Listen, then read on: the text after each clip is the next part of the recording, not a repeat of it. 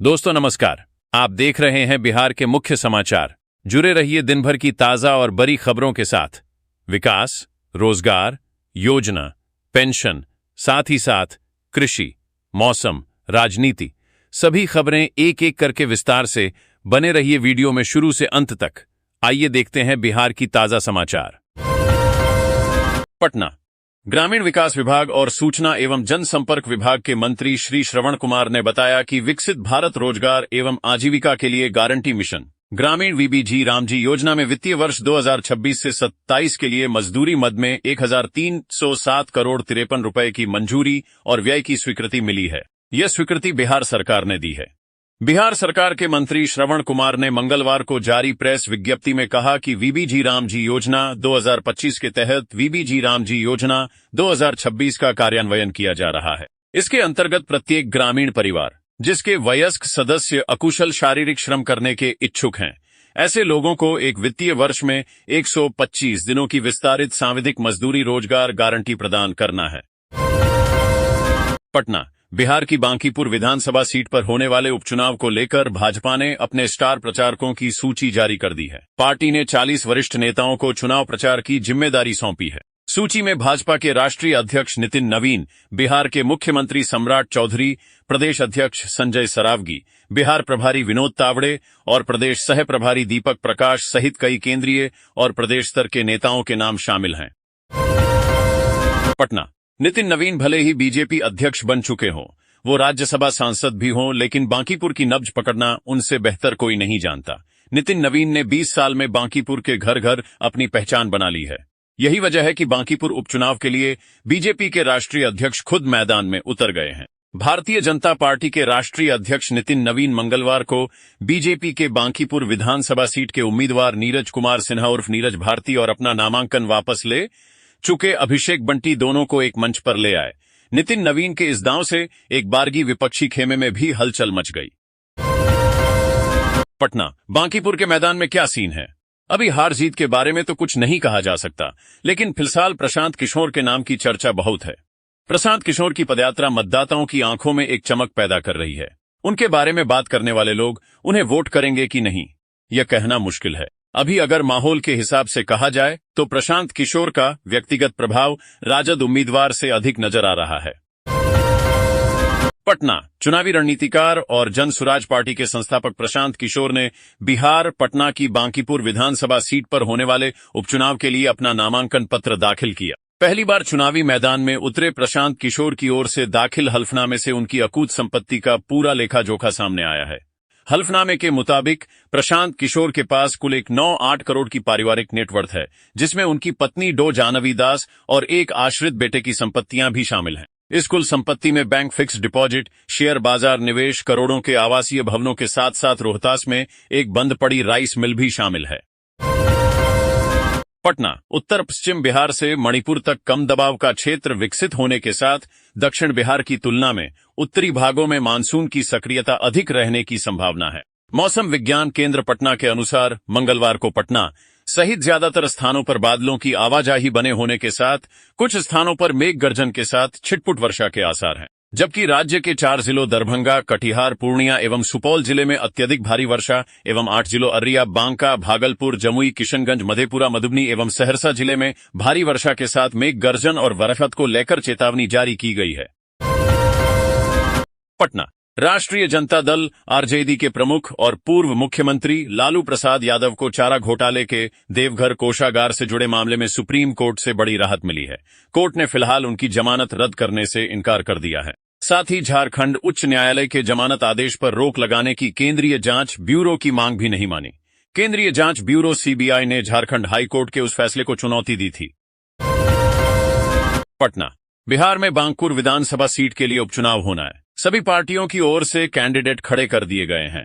हाल में बीजेपी के कैंडिडेट अभिषेक बंटी ने चुनाव लड़ने से इनकार कर दिया। पार्टी ने आनन फानन में नीरज सिन्हा को उम्मीदवार बनाया। नीरज सिन्हा पार्टी के बूथ अध्यक्ष और मंडल अध्यक्ष के रूप में काम कर चुके हैं। भीड़ भाड़ के अलावा थोड़े मीडिया फ्रेंडली भी नहीं है। अब इसे लेकर विरोधियों ने नया सवाल उठाना शुरू कर दिया है।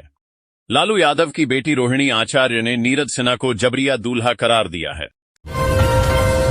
सीतामढ़ी। बिहार के सीतामढ़ी जिले से इस वक्त की बड़ी खबर सामने आ रही है, जहां बाजपट्टी अंचल के अंचलाधिकारी सीओ प्रभात कुमार को निगरानी अन्वेषण ब्यूरो की टीम ने गिरफ्तार कर लिया है। निगरानी विभाग की इस अचानक हुई कार्रवाई से पूरे जिले के प्रशासनिक महकमे में हड़कंप मच गया है।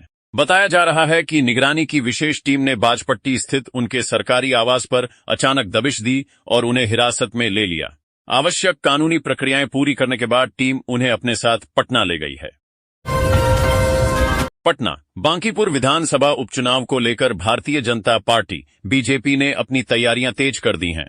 बीजेपी के राष्ट्रीय अध्यक्ष नितिन नवीन ने बांकीपुर उपचुनाव के लिए पार्टी के मुख्य चुनावी कार्यालय का विधिवत उद्घाटन किया। इस नवोद्घाटित कार्यालय से चुनाव से जुड़े सभी महत्वपूर्ण सांगठनिक कार्यों, जनसंपर्क अभियानों और रणनीतिक बैठकों का संचालन व संपादन सुचारू रूप से किया जाएगा। उद्घाटन के बाद कार्यकर्ताओं को संबोधित करते हुए बीजेपी के राष्ट्रीय अध्यक्ष नितिन नवीन ने जीत को लेकर मजबूत विश्वास जताया। उन्होंने कहा कि बांकीपुर हमेशा से भारतीय जनता पार्टी का एक मजबूत गढ़ रहा है और इस उपचुनाव में पार्टी अपनी पिछली जीत के सभी रिकॉर्ड्स को तोड़ते हुए एक नया कीर्तिमान स्थापित करेगी। उन्होंने कार्यकर्ताओं से अपील की कि वे घर घर जाकर मतदाताओं से संपर्क करें और केंद्र व राज्य सरकार की जन कल्याणकारी नीतियों को जन जन तक पहुंचाएं। सुपौल। राष्ट्रीय खाद्य सुरक्षा अधिनियम एनएफएसए के तहत सुपौल जिले के सभी पात्र एवं वंचित परिवारों को राशन कार्ड मुहैया कराने के लिए जिला प्रशासन ने कमर कस ली है। बिहार के मुख्य सचिव से मिले निर्देशों के आलोक में जिलाधिकारी दीम सावन कुमार ने जिले में आगामी 13 अगस्त 2026 तक कुल 2,929 नए राशन कार्ड बनाने का बड़ा लक्ष्य निर्धारित किया है। इस वृहद लक्ष्य को समय पर पूरा करने के उद्देश्य से अधिकारियों को रोजाना लगभग 977 नए राशन कार्ड बनाने का दैनिक टास्क सौंपा गया है। जिलाधिकारी ने इस संबंध में सभी अनुमंडल पदाधिकारियों, प्रखंड विकास पदाधिकारियों, अंचल अधिकारियों और प्रखंड आपूर्ति पदाधिकारियों को कड़े और स्पष्ट निर्देश जारी किए हैं। डीएम ने कहा कि पंचायत स्तर पर विशेष अभियान चलाकर उन सभी जरूरतमंद परिवारों की पहचान की जाए जो अब तक राशन कार्ड से वंचित हैं। जिला प्रशासन का मुख्य उद्देश्य उन गरीब परिवारों को खाद्य सुरक्षा के दायरे में लाना है जिन्हें अब तक सरकारी योजनाओं या मुफ्त व रियायती अनाज का लाभ नहीं मिल सका है। पटना। बिहार सरकार के पूर्व मंत्री शिवानंद तिवारी ने कहा कि पटना के बांकीपुर विधानसभा क्षेत्र के उपचुनाव में अब सभी उम्मीदवार मैदान में उतर चुके हैं। यह सीट लंबे समय से भारतीय जनता पार्टी का मजबूत गढ़ रही है। वर्तमान उपचुनाव इसलिए हो रहा है क्योंकि नितिन नवीन ने भाजपा के राष्ट्रीय अध्यक्ष बनने के बाद विधानसभा की सदस्यता से इस्तीफा दे दिया है। उनसे पहले उनके पिता नवीन किशोर लगातार 3 बार इस क्षेत्र का प्रतिनिधित्व करते रहे और हर चुनाव में उनकी जीत का अंतर बढ़ता गया। नितिन नवीन ने भी उसी परंपरा को आगे बढ़ाया। बांकीपुर को भाजपा का सबसे मजबूत शहरी गढ़ माना जाता है। यह भी धारणा रही है कि यहां कायस्थ मतदाताओं का प्रभाव सबसे अधिक है और लंबे समय से इसी सामाजिक पृष्ठभूमि के उम्मीदवार चुनाव जीतते रहे हैं। लेकिन इस बार परिस्थितियां कुछ अलग नजर आ रही हैं। एक राजनीतिक कार्यकर्ता के रूप में इस चुनाव में प्रशांत किशोर का पलड़ा मुझे भारी दिखाई दे रहा है। पटना। बिहार के मुख्यमंत्री सम्राट चौधरी ने मंगलवार को मुख्यमंत्री सचिवालय में राज्य स्तरीय सहयोग कार्यक्रम का विधिवत शुभारंभ किया। इस खास मौके पर उन्होंने मुख्यमंत्री सचिवालय के आवेदन प्राप्ति केंद्र से लेकर देशरत्न मार्ग स्थित आवेदन प्राप्ति केंद्र तक नवनिर्मित सहयोग पथ का भी उद्घाटन किया। मुख्यमंत्री ने उपस्थित आलाधिकारियों को 2 टूक निर्देश दिया कि आम जनता की शिकायतों का पारदर्शी, गुणवत्तापूर्ण और समयबद्ध समाधान हर हाल में सुनिश्चित किया जाए तथा इसमें किसी भी तरह की लापरवाही बरतने वाले कर्मियों पर सख्त कार्रवाई हो। बांकीपुर विधानसभा उपचुनाव में जनशक्ति जनता दल जेजे की उम्मीदवार वीणा मानवी का नामांकन मंगलवार को रद्द कर दिया गया। निर्वाचन पदाधिकारी की ओर से नामांकन पत्रों की जांच के दौरान उनका नामांकन अमान्य घोषित किया गया। हालांकि नामांकन रद्द किए जाने के कारणों की आधिकारिक जानकारी अभी सामने नहीं आई है। वीणा मानवी ने पूर्व मंत्री तेज प्रताप यादव की पार्टी के टिकट पर बांकीपुर विधानसभा सीट से अपना नामांकन दाखिल किया था। नामांकन दाखिल करने के बाद पुलिस ने उन्हें गिरफ्तार कर लिया था। गिरफ्तारी के बाद उन्हें अदालत से जमानत मिल गई थी, जिसके बाद वह चुनावी प्रक्रिया में शामिल रहीं। पटना जिले के बिक्रम प्रखंड में नए अंचलाधिकारी सीओ के रूप में मयंक शेखर ने विधिवत अपना कार्यभार संभाल लिया है। पदभार ग्रहण करते ही उन्होंने अंचल की कार्यप्रणाली को लेकर अपनी प्राथमिकताएं पूरी तरह स्पष्ट कर दी हैं। नए सीओ ने आम जनता को भरोसा दिलाया है कि राजस्व और भूमि विवाद से जुड़े सभी मामलों का समयबद्ध, निष्पक्ष और पारदर्शी तरीके से त्वरित निष्पादन करना ही उनका मुख्य लक्ष्य रहेगा, ताकि लोगों को बेवजह भटकना न पड़े। पटना, हिंदुस्तानी अवाम मोर्चा से के राष्ट्रीय अध्यक्ष एवं बिहार सरकार के लघु जल संसाधन मंत्री डॉक्टर संतोष कुमार सुमन ने कहा कि बांकीपुर उपचुनाव राजनीतिक प्रयोग और जनविश्वास के बीच का चुनाव है। उन्होंने कहा कि प्रशांत किशोर बड़े राजनीतिक दावे कर रहे हैं, लेकिन उन्हें विश्वास है कि बांकीपुर की जनता चुनाव परिणाम के माध्यम से उन दावों की वास्तविक परीक्षा लेगी। डॉक्टर सुमन ने कहा कि प्रशांत किशोर विचारों की राजनीति नहीं करते, बल्कि समय समय पर नए मुद्दे उठाकर राजनीतिक माहौल बनाने का प्रयास करते हैं। विचारों की राजनीति पीढ़ियों तक समाज का मार्गदर्शन करती है, जबकि केवल मुद्दों पर आधारित राजनीति की प्रासंगिकता मुद्दों के साथ ही समाप्त हो जाती है। सुपौल, प्रसिद्ध लोकसंत एवं महान साहित्यकार परमहंस लक्ष्मीनाथ गोसाई की जन्मभूमि सुपौल जिले के परसमा स्थित पावन स्थल के विकास को लेकर एक बार फिर मांग तेज हो गई है। श्री उग्रतारा माता मंदिर न्यास समिति महिषी के उपाध्यक्ष प्रवीण कुमार मिश्रा ने इस संबंध में जदयू के राष्ट्रीय अध्यक्ष सह पूर्व मुख्यमंत्री नीतीश कुमार से विशेष पहल करने का आग्रह किया है। उन्होंने पूर्व मुख्यमंत्री से व्यक्तिगत रूप से मुलाकात कर उन्हें इस धार्मिक और ऐतिहासिक स्थल के विकास को लेकर एक मांग पत्र भी सौंपा है। बिहार सरकार की मंत्री शीला मंडल ने मंगलवार को विभिन्न राजनीतिक और समसामयिक मुद्दों पर विपक्ष और आलोचकों को जवाब देते हुए कहा कि जनता का भरोसा पूर्व मुख्यमंत्री नीतीश कुमार और प्रधानमंत्री नरेंद्र मोदी के नेतृत्व पर कायम है। उन्होंने दावा किया कि आने वाले समय में भी एनडीए पहले से अधिक मजबूत होकर उभरेगा। बांकीपुर विधानसभा उपचुनाव को लेकर जनसुराज के संस्थापक प्रशांत किशोर द्वारा भाजपा उम्मीदवार पर की गई टिप्पणी पर शीला मंडल ने कहा कि पूरे देश और बिहार में प्रधानमंत्री नरेंद्र मोदी की छवि किसी से छिपी नहीं है। उन्होंने कहा कि बिहार में एनडीए को भारी बहुमत मिला है और पश्चिम बंगाल में भी पार्टी ने बेहतर प्रदर्शन किया है। उन्होंने कहा, लोग क्या बोलते हैं उससे कोई फर्क नहीं पड़ता, आने वाले दिनों में एनडीए और मजबूत होगा। नीतीश कुमार के करीबी रहे वरिष्ठ नेता अरविंद कुमार उर्फ छोटू सिंह को 6 वर्षों के लिए जनता दल यूनाइटेड से निष्कासित किए जाने के बाद पार्टी के भीतर मतभेद खुलकर सामने आने लगे हैं। अनुशासनात्मक कार्रवाई को लेकर जदयू के नेताओं के बीच अलग अलग राय देखने को मिल रही है। एक ओर पार्टी नेतृत्व इसे अनुशासन बनाए रखने के लिए जरूरी कदम बता रहा है, वहीं दूसरी ओर कुछ नेता इसे जल्दबाजी में लिया गया फैसला मान रहे हैं। जदयू ने छोटू सिंह को पार्टी विरोधी गतिविधियों और अनुशासनहीनता के आरोप में 6 साल के लिए निष्कासित कर दिया है। इसके साथ ही बिहार राज्य नागरिक परिषद के महासचिव पद से भी उन्हें हटा दिया गया है। मंत्रिमंडल सचिवालय विभाग ने इस संबंध में अधिसूचना जारी कर उनकी नियुक्ति समाप्त कर दी है। बिहार के गया जिले में स्वास्थ्य व्यवस्था से जुड़ा एक ऐसा मामला सामने आया है जिसने निजी अस्पतालों में डॉक्टरों की नियुक्ति और डिग्रियों की जांच प्रक्रिया पर गंभीर सवाल खड़े कर दिए हैं। शहर के अर्श सुपर स्पेशलिटी हॉस्पिटल ने अपने पूर्व चिकित्सक डॉक्टर टिकेंद्र शर्मा के खिलाफ रामपुर थाने में संगीन आरोपों के साथ प्राथमिकी दर्ज कराने की शिकायत दी है। अस्पताल प्रबंधन का दावा है कि डॉक्टर ने कथित तौर पर जाली डिग्रियों और संदिग्ध दस्तावेजों के सहारे नौकरी हासिल की, लाखों रुपए वेतन लिया और बाद में अस्पताल की साख को नुकसान पहुंचाने की कोशिश की। मोतिहारी में सोशल मीडिया पर मुख्यमंत्री के खिलाफ कथित तौर पर आपत्तिजनक वीडियो पोस्ट करना एक फेसबुक यूजर को भारी पड़ गया।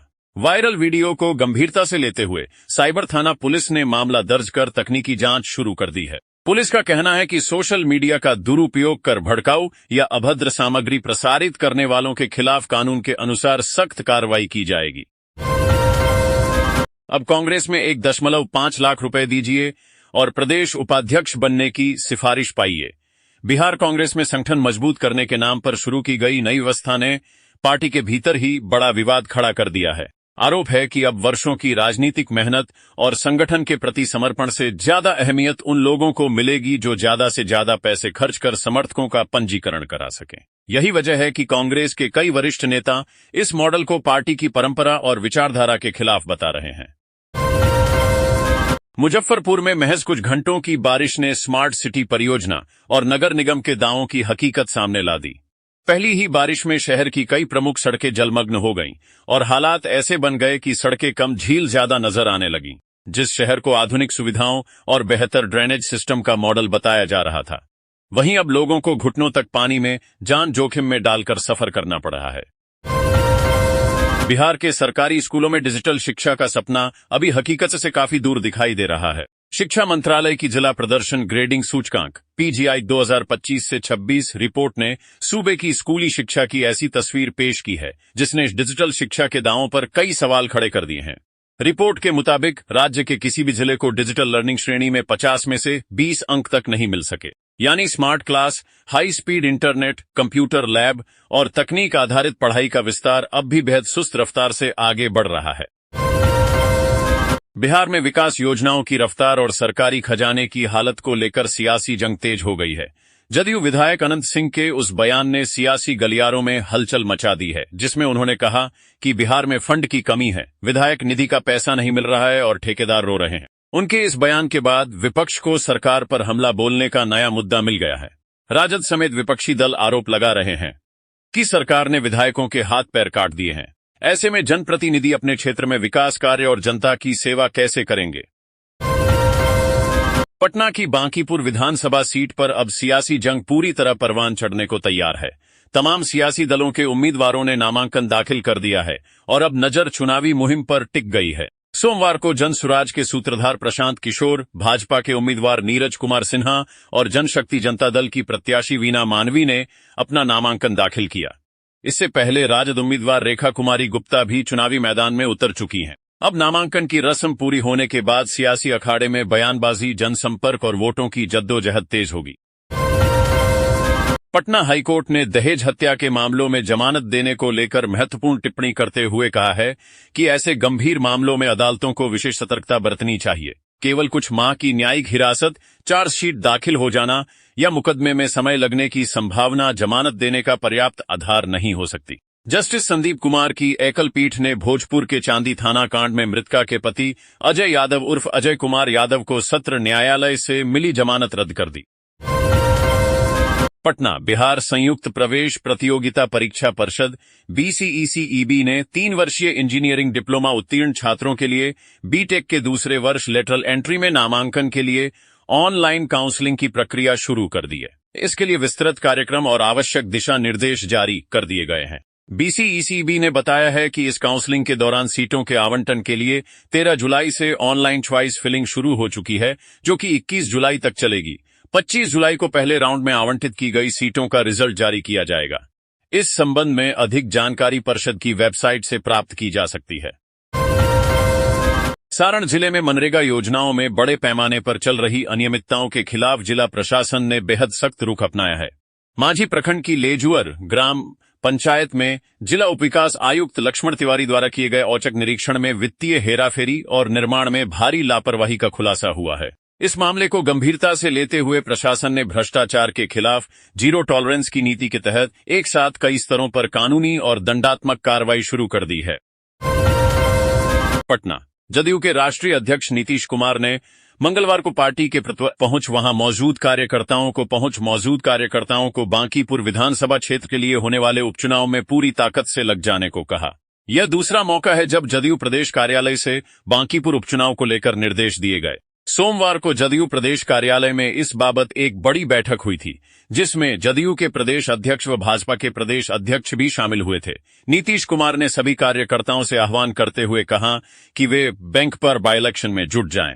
उन्होंने कहा कि प्रत्येक कार्यकर्ता घर घर जाकर एनडीए सरकार की उपलब्धियों और जन कल्याणकारी योजनाओं की जानकारी मतदाताओं तक पहुंचाए। उन्होंने आगे कहा कि बांकीपुर विधानसभा उपचुनाव में एनडीए प्रत्याशी को भारी मतों से विजयी बनाने के लिए संगठित होकर कार्य करें। उन्होंने कार्यकर्ताओं से बूथ स्तर तक संगठन को मजबूत करने, मतदाताओं से निरंतर संपर्क बनाए रखने और अनुशासित व सकारात्मक तरीके से चुनाव प्रचार करने का निर्देश दिया। गया जीविका एवं कामफेड के संयुक्त प्रयास से मुख्यमंत्री महिला रोजगार योजना के अंतर्गत जिले के सभी 331 पंचायतों में जीविका सुधा दूध बिक्री केंद्र स्थापित किए जाएंगे। इस पहल से महिलाओं को स्वरोजगार से जोड़ने और गांव स्तर पर गुणवत्तापूर्ण डेयरी उत्पादों की उपलब्धता बढ़ेगी। इसके लिए आवेदन प्रक्रिया जारी है। जिला परियोजना प्रबंधक आचार्य मम्मट ने बताया कि यह योजना महिला सशक्तिकरण की दिशा में एक महत्वपूर्ण कदम है। उन्होंने कहा कि जीविका महिलाओं को रोजगार से जोड़कर उनकी आत्मनिर्भरता और स्वावलंबन को मजबूती प्रदान कर रहा है।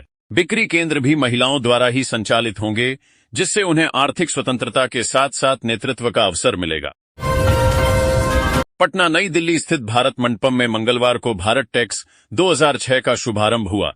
4 दिनों तक चलने वाला यह देश का सबसे बड़ा वैश्विक टेक्सटाइल आयोजन है। इस आयोजन के पहले दिन नॉलेज सेशन में कई निवेशकों ने बिहार सरकार के साथ समझौता ज्ञापन MOU पर हस्ताक्षर किया। वे सभी वस्त्र एवं परिधान टेक्सटाइल क्षेत्र की अग्रणी कंपनियां हैं।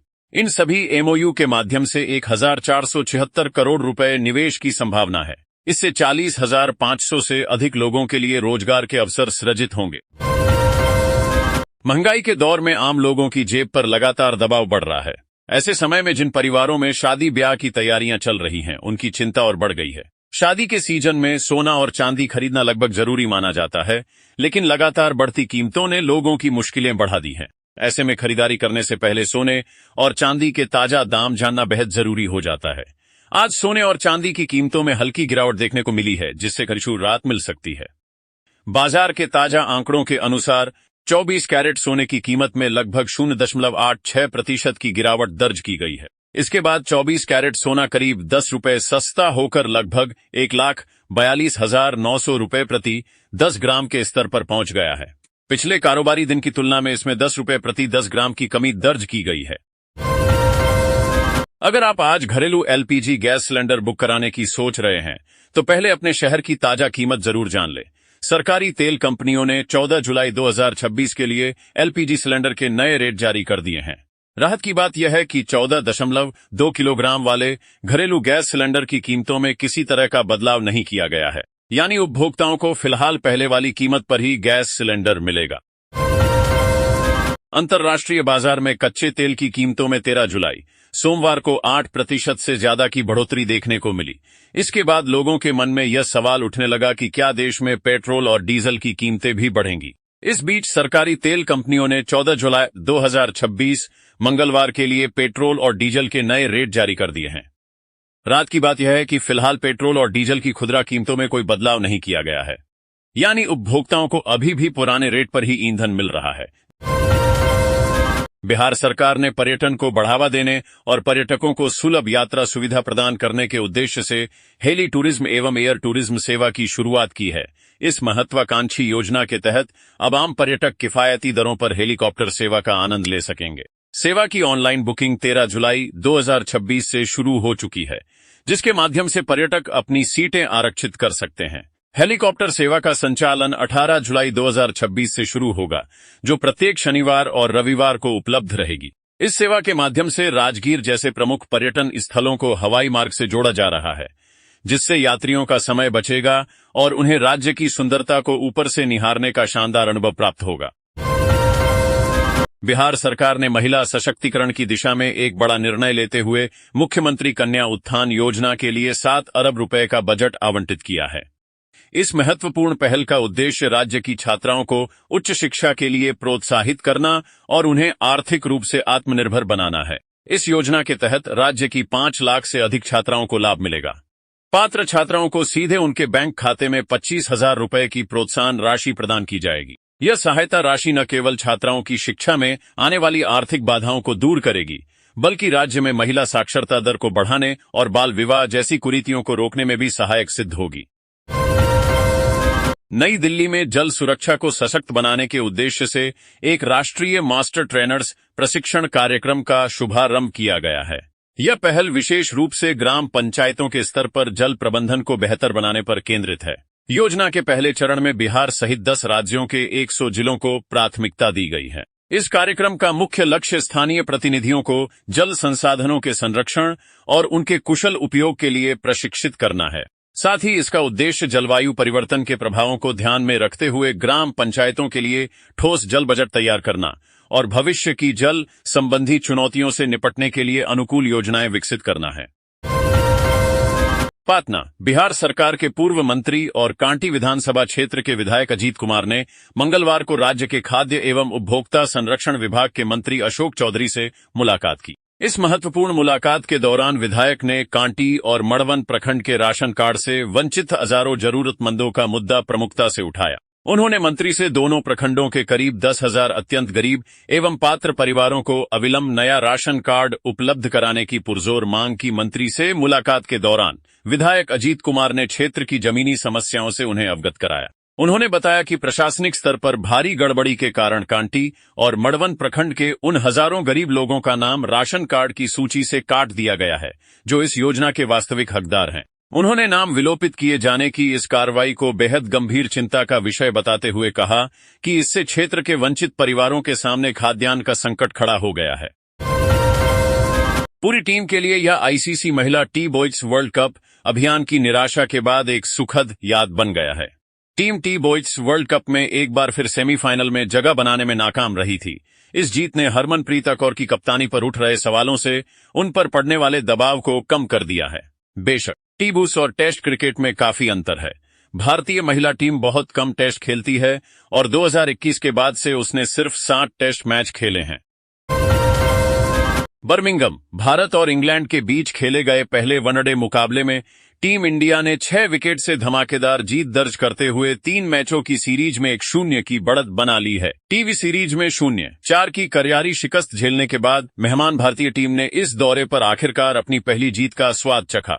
टॉस जीतकर पहले गेंदबाजी करने उतरी भारतीय टीम ने इंग्लैंड को 258 रनों पर समेट दिया, जिसके बाद शुभमन गिल 80, वाशिंगटन सुंदर नाबाद 52 और अक्षर पटेल नाबाद 57 की बेहतरीन पारियों के दम पर 45.2 ओवरों में लक्ष्य हासिल कर लिया। जय हिंद, जय भारत, वंदे मातरम।